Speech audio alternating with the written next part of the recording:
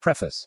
The New World religion of Islam arose against the backdrop of a 7th century Game of Thrones between the Roman Empire and the Sasanian Empire of Iran that was fought with unparalleled savagery for nearly 3 decades. The imperial armies zigzagged bloodily across the Near East, the Fertile Crescent, Asia Minor, and the Balkans. Although the Quran makes it clear that this struggle between rival emperors, whom contemporaries called the two eyes of the earth, formed an essential context for the mission of the Prophet Muhammad, historians have only recently attempted explorations of the latter's life and thought with this framework in mind. Point 1. This book puts forward a reinterpretation of early Islam as a movement strongly inflected with values of peacemaking that was reacting against the slaughter of the decades-long war and attendant religious strife. From the Crusades to colonialism, conflicts between Christians and Muslims led to a concentration among writers of European heritage on war and Islam, leaving the dimension of peace and cooperation neglected. Point 2. Both peace and war are present in the Quran, just as they are in the Bible, and both will be analyzed below, but the focus here is on peace.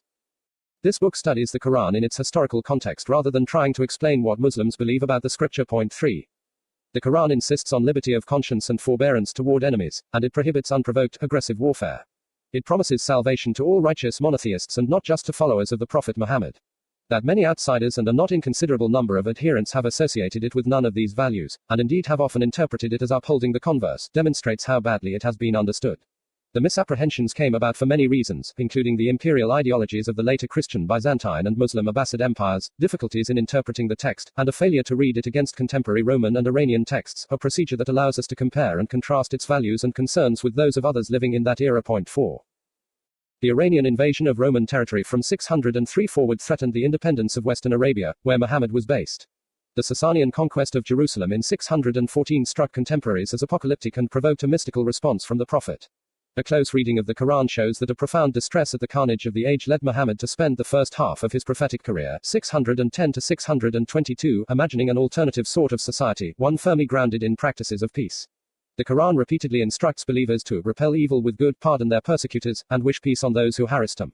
These verses have as the greater context the outbreak of struggles among Christians, Jews, Zoroastrians, and a remnant of pagans, who were partisans in the clash of empires raging around them.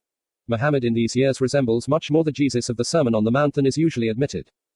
Scholars have increasingly also tied the second half of Muhammad's career, 622 to 632, to the maneuverings of Rome and Iran, even suggesting that his move to Medina from his hometown of Mecca may have been connected to Roman diplomacy. Point 5. I argue that Muslims in the time of the Prophet were explicitly allied with the Christian Emperor Heraclius r. 610 to 641, and indeed that Muhammad saw his defensive battles against truculent pagans in places such as Badr and Uhud in West Arabia as protecting Roman churches in Transjordan and Syria, to the north. It is likely these militant Arabian pagans had allied with the Iranian King of Kings. In short, Islam is no less than Christianity, a Western religion that initially grew up in the Roman Empire. Moreover, Muhammad saw himself as an ally of the West. The Prophet in those years of pagan attacks did not abandon his option for peace but moved toward a doctrine of just war similar to that of Cicero and late antique Christian thinkers. He repeatedly sued for peace with a bellicose Mecca, but when that failed he organized Medina for self-defense in the face of a determined pagan foe. The Quran insists that aggressive warfare is wrong and that if the enemy seeks an armistice, Muslims are bound to accept the entreaty. This disallowing of aggressive war and search for a resolution even in the midst of violent conflict justifies the title Prophet of Peace, even if Muhammad was occasionally forced into a defensive campaign. The Quran contains a doctrine of just war but not of holy war and does not use the word jihad with that latter connotation. It views war as an unfortunate necessity when innocence, and the freedom of conscience, are threatened. It strictly forbids vigilantism and equates premeditated killing of non-combatants with genocide, paraphrasing in this regard Jewish commentaries on the Bible in the Jerusalem Talmud. Point 6.